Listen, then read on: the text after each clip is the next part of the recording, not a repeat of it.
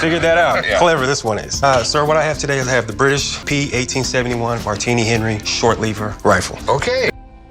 A seller walks into Rick's shop with a gun, not a blazing. He brought in a British P 1871 Martini Henry short lever rifle. It's an iconic rifle. Rick picks up the bayonet part of the rifle and makes a statement about the British using bayonet against machine guns in World War I. They both laughed at the comment. The seller revealed he got the rifle from his uncle, and he's hoping to get $1,250 for it. Will Rick pay him that much, or will it be worth more? I initially received the rifle from my great uncle in 1990. This weapon here, I have no use for it. I'm hoping for $1,250. What I'd like to do is I have a race gun I'm trying to put together that'll provide a new magwell. Rick and the seller tried piecing the rifle back together. They both admired the piece of history. Rick says during the late 1800s, the British government told gun manufacturers to come up with a gun design for their army. After some lengthy testing, they liked part of the Henry rifle and part of the Martini rifle. So they created a hybrid, the Henry-Martini rifle. Best of both worlds, some would say. Can I put this on? Absolutely. Allow me to help you out there. Yeah, okay. So this would go like that, and then like that. Go. And then this would, that is just gnarly. You ready to charge the hill, sir? Yeah, not me.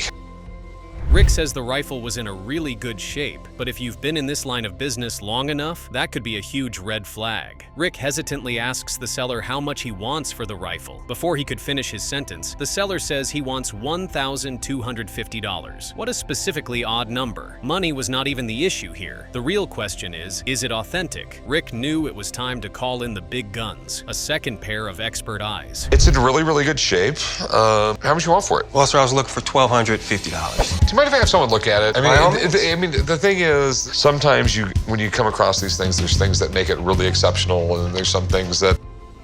The seller says an expert coming in is fine with him. Any input will help sell the rifle faster. He was extremely confident. One would think he fought in the wars himself. The gun expert, Alex, walked in. He picks up the rifle and immediately says that it was a Henry-Martini rifle. Good signs for the seller. Then, Alex gave both of them a brief history about the rifle. It was like watching a master at work. I get a little more info, and then we'll go from there. Sounds good to me. All right, I'll be right back. Let me give him a call. An expert coming in, I'm fine with that. No worries whatsoever. Any other input can only help me sell this rifle.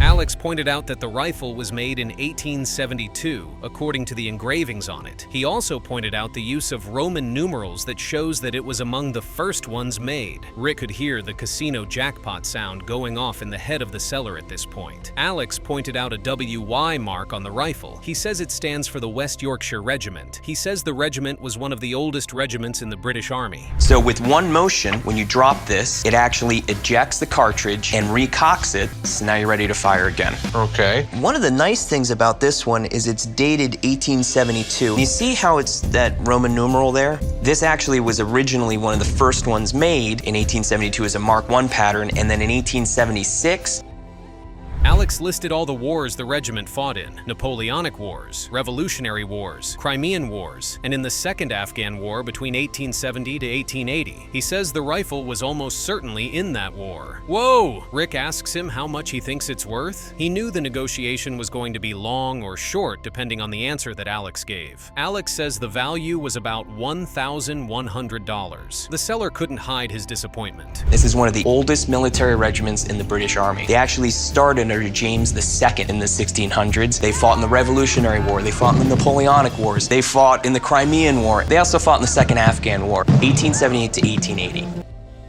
Now that the issue of authenticity was out of the way, Rick knows that the real business begins now. The seller says he's sticking to his original asking price. Rick says he will give him $600. The seller paused, took a deep sigh, then asked for $1,000. Rick says he can't. He was holding out for $700. The seller reluctantly says $800. They were at a deadlock, with no compromise in sight. The seller left with his gun ablazing this time. Better luck next time. What I have for you is very special and very unique. Says who? Says me. It is a late 1880s Giffard carbonic gas pistol.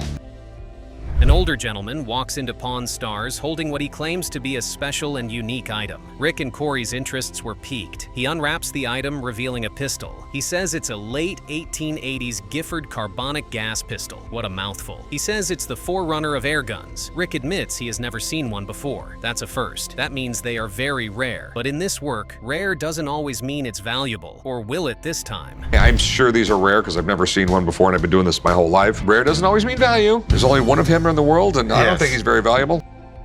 Studies the pistol. He says it looks like it can throw a lot of mass with a .30 caliber bullet, maybe a target pistol judging by the length of the barrel. Corey dropped his 2 cents. He says in the 1880s there were a lot of firearms who would even use an air gun. Rick, being the expert, says they were always trying to improve on guns back then. The seller kept quiet, listening to both of them talk. He obviously didn't come here for the talk. This looks like it throws a lot of mass. I mean, it's a 30 caliber bullet. It's big. It's gonna hurt you. It'll kill you. I gotcha. So I'm assuming this was probably a target pistol, or I really don't see it as a defensive weapon. You know, it's got a really super long barrel and... But I'm just assuming, like, 1880s, there was plenty of firearms.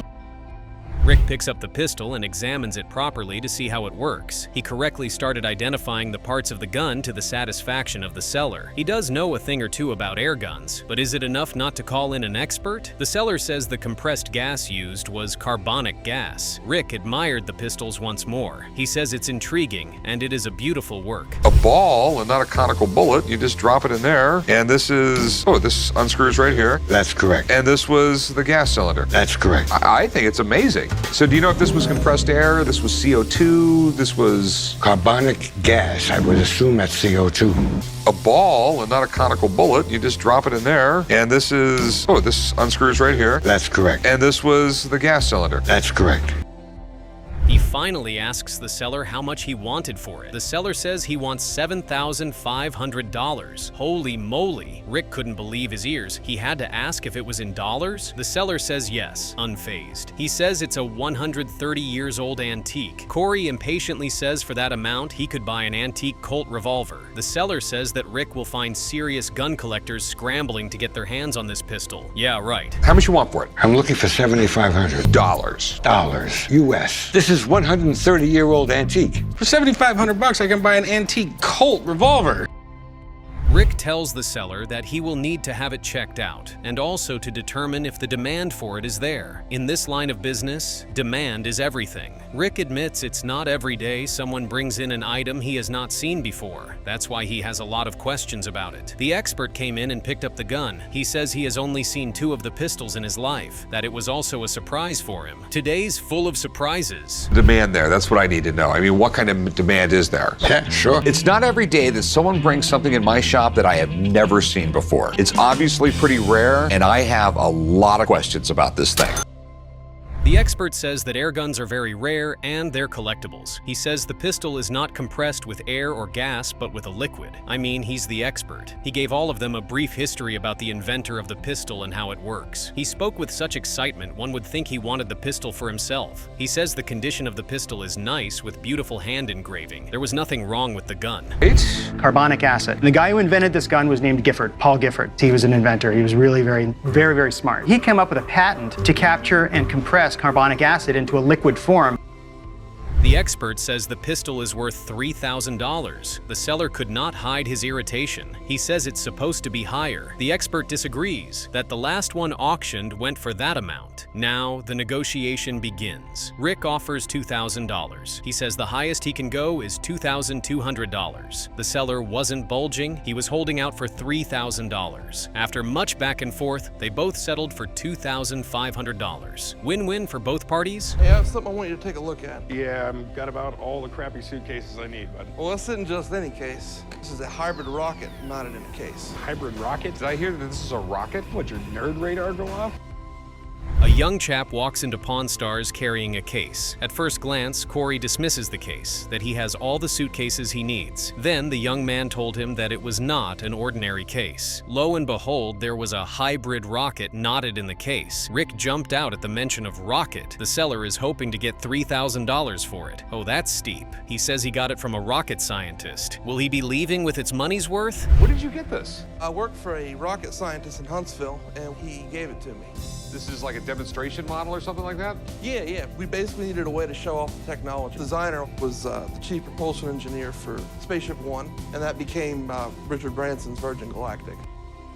Rick was a bit excited about the prospect of scoring a portable rocket launcher. He gave the seller a brief rundown about the history of rockets spanning back to World War II. He asks the seller what was the thrust. The seller says it was about 5 pounds. Not bad for its size. The seller also claims that the balance on the launcher was right, so it won't go off in the wrong direction. Well, you can't tell just by looking at it, just his words, nothing else to go on. Richard Branson's Galactic. This might not look like much, but this shows the principles used in a rocket engine that will take people to space one day.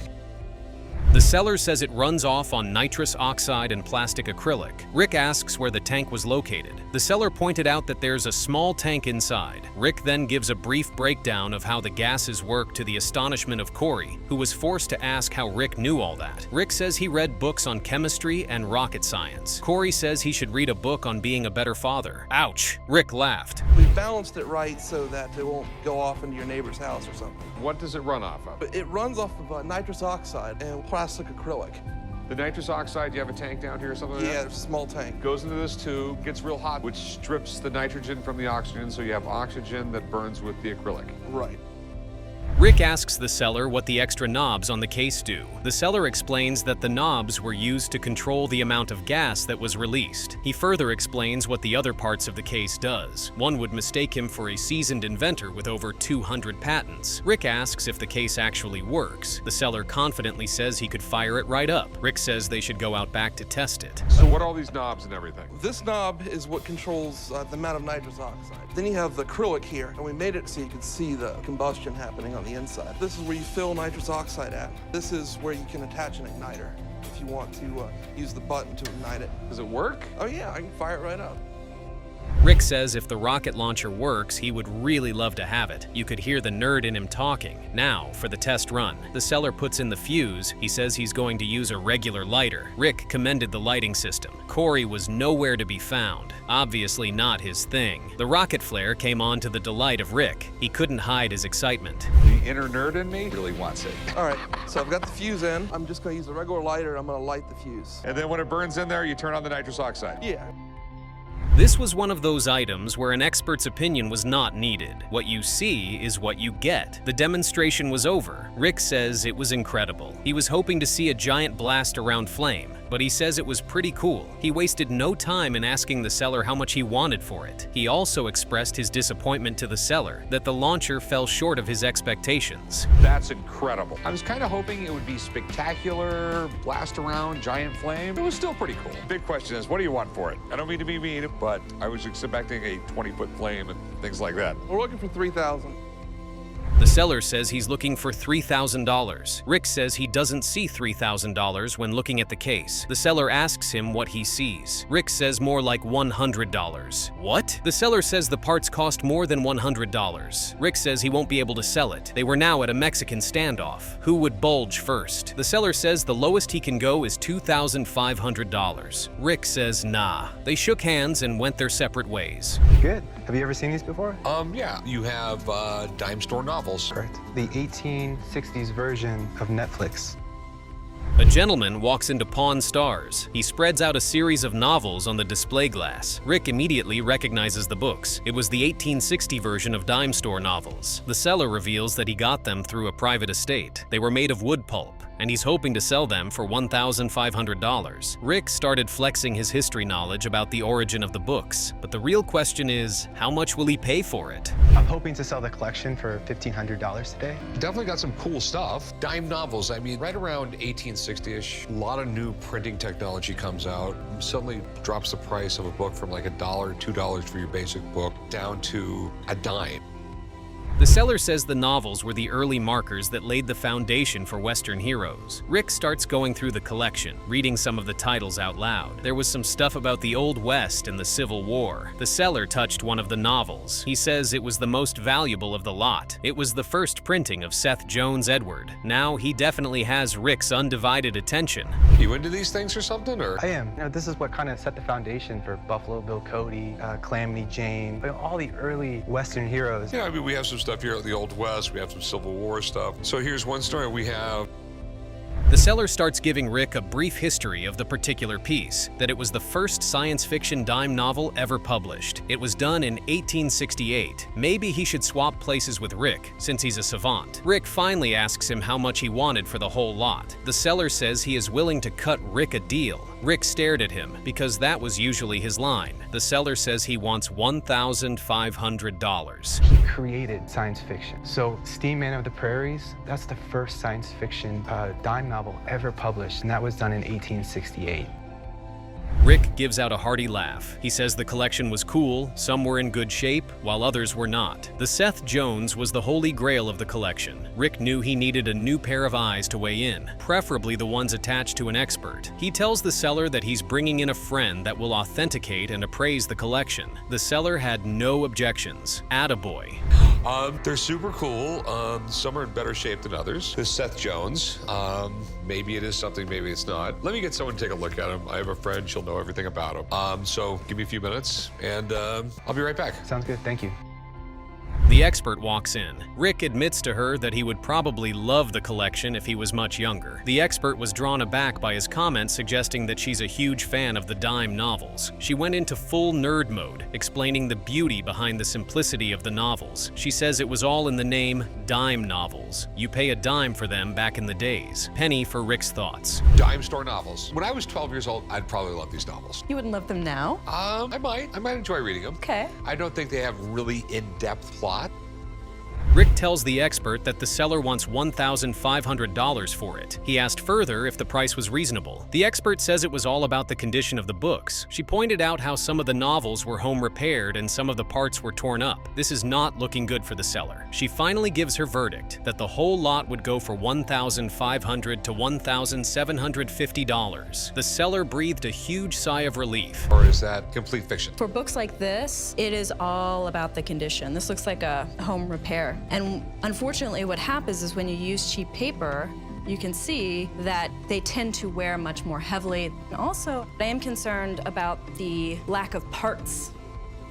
Now to the haggling part of the business. The seller was adamant on the $1,500. Rick wasn't buying it, literally. Rick says he can only fork out $700 because it will take some time to sell off the entire collection. The seller wasn't bulging. He insisted that the rarity of the books should be enough. The seller brings down the price to $1,400. Rick says no. Both parties shook hands. No hard feelings. We live to haggle another day. This is a Pony Express bite. Okay, so it's a quick read? Quick read. Nothing to it. I came here today, attempt to sell Pony Express. A man walks into Pawn Stars carrying a Pony Express Bible, but he wasn't there to evangelize. He was there to do business. The seller believes that it was the real deal, and he's hoping to get $5,000 for it. I thought salvation was free. Rick was curious how the seller got his hands on it. The seller says he got it from an estate sale. Don't they all? Rick calls Corey over to take a peek. I got a friend of mine that cleans up after estate sale, and so he gave me a call when he had a box of old books. Corey, check this out. What is it? It's a Pony Express Bible. Rick, being the seasoned historian, gives the rundown on how the Pony Express works back in days. They delivered mail on horseback. They even carried Lincoln's inaugural address. The seller says he has done his research on it, and he has conflicting information. He says according to one museum, it was one of the original Pony Express Bibles. A guy from an auction company gave him another story about the Bible. A relay race. Would change horses every 15 miles, and every 100 miles, they would just change riders completely. Ever was in less than 8 days. That's pretty, with all the different riders and horses. But that time it was pretty important. They were carrying Lincoln's inaugural.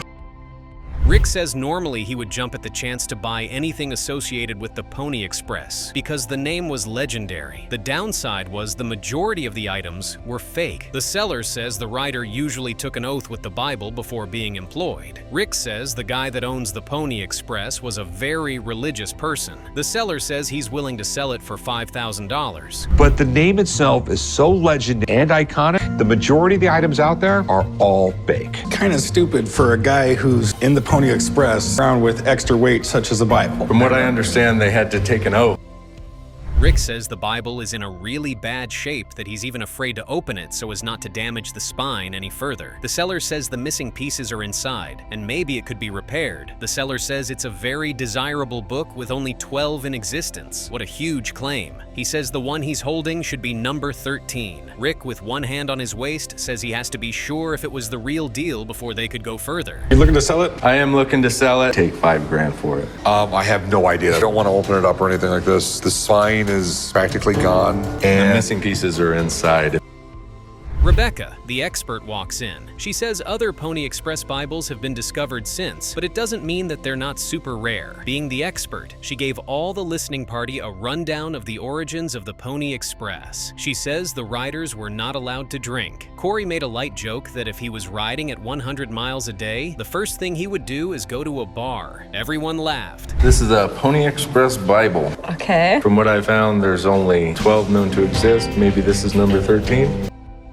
Rebecca pointed out that the Bible was a presentation Bible with the company's name on the cover. The cover also includes the names of the two founders of the Pony Express. She says it's not an official Pony Express Bible. She says the real Pony Express Bible will go a lot higher than 5 figures. She says the value will be around $6,000 to $7,000. Actually worked with the American Biblical Society, and he received 300 Bibles from them.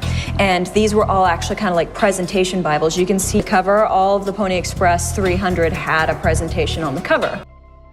Rick was not expecting it to be worth that much, considering it's not actually a Pony Express Bible. The seller says he wants $5,000 for it. Rick says he won't be able to pay that much. $2,500 is what he can pay. The seller says he can't accept that. Rick says his final offer is $3,000. The seller says $3,500. Rick didn't budge. After a brief pause, the seller agrees to sell. No love lost between both parties, only some money. I have a watch here. Okay. Apparently it's an old watch. I hope so. Where did you get it? A garage sale. Really cool watch. Mind me asking what you paid for it? $20.